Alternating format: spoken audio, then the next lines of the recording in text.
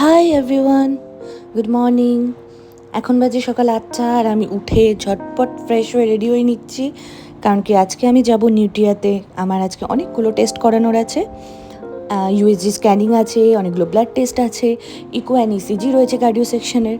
হ্যাঁ, অ্যাকচুয়ালি আমার 2010-এ bypass surgery হয়েছিল।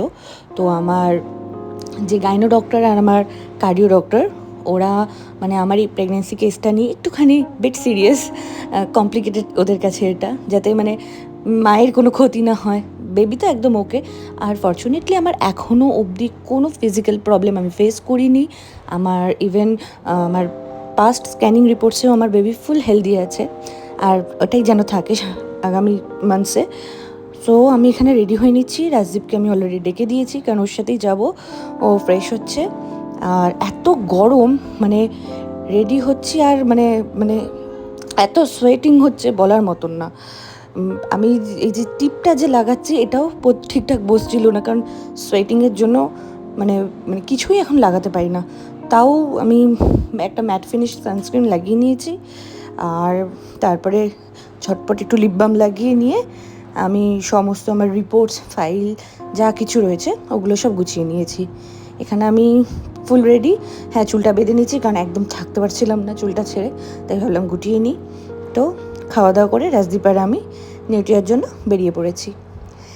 দেখতেই পাচ্ছ আকাশটা কত ক্লিয়ার, বাইরের হিটটা প্রচুর। আর এই যে এখানে ফ্লাইওভার হচ্ছিল নিউট্রিয়ার কাছে, আমাদের এখানে আগে তো এটা ওয়ান ওয়ে ছিল, কিন্তু এখন ফ্লাইওভারের জন্য সব ভাঙাভাঙি হয়েছে রাস্তা, এখনও কমপ্লিট হয়নি। আগে নিউট্রিয়ার সামনেটা মানে এখন চেনাই যায় না। আর সত্যি এখন কোথা দিয়ে এন্ট্রি করব একটু কনফিউজড হয়ে যাই। তো আমরা ঢুকে পড়েছি নিউট্রিয়াতে। এবার এবার আর কি গাড়িটাকে পার্কিং করে এই বিলিং ডেস্কে সমস্ত বিলিং করলো, এবং তারপরে টেস্ট শুরু হয়েছিল। টেস্ট শেষ হতে হতে অলমোস্ট 2:30-3টা হয়ে গেছে। তারপর ভীষণ খিদে পেয়েছিল, আমরা চলে গেলাম তাইওয়াতে। এখানে রাজ আমার ভাই আর ওর ভাই বোনদেরকে কল করে ডেকে নিল যে সবাই মিলে চল একটু আড্ডা দিই, লাঞ্চ করি।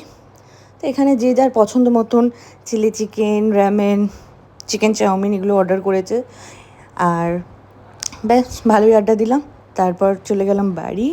এবার এসে এই যে আমি ফ্রেশ হয়ে নিয়েছি।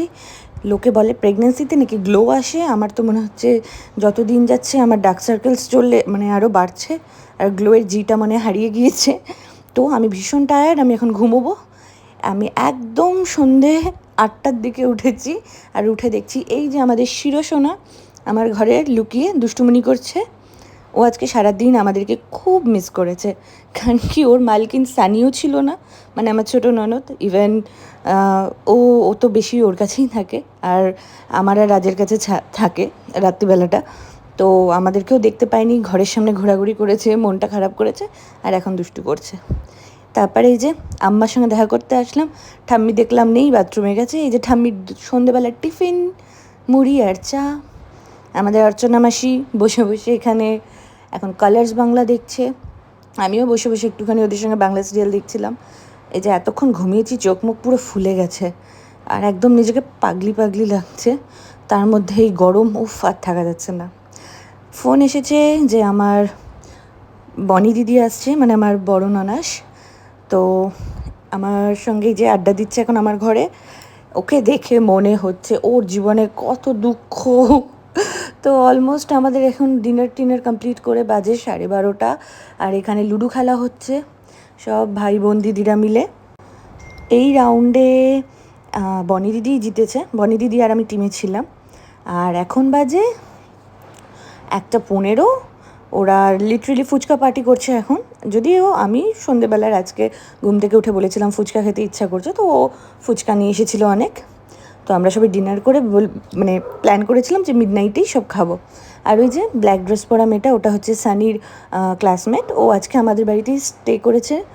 তো ও আমাদের সঙ্গে এই ফুচকা পার্টিটা ভীষণভাবে এনজয় করছিল, আর আমরা সবাই একে অপরকে মানে টোন টিটকারি করছিলাম, মজা করে আনন্দ করে সবাই ফুচকাটা খাচ্ছিলাম। আমি অল্প কয়টাই খেয়েছি, কারণ এত রাতে অ্যাসিডের ভয় থাকে।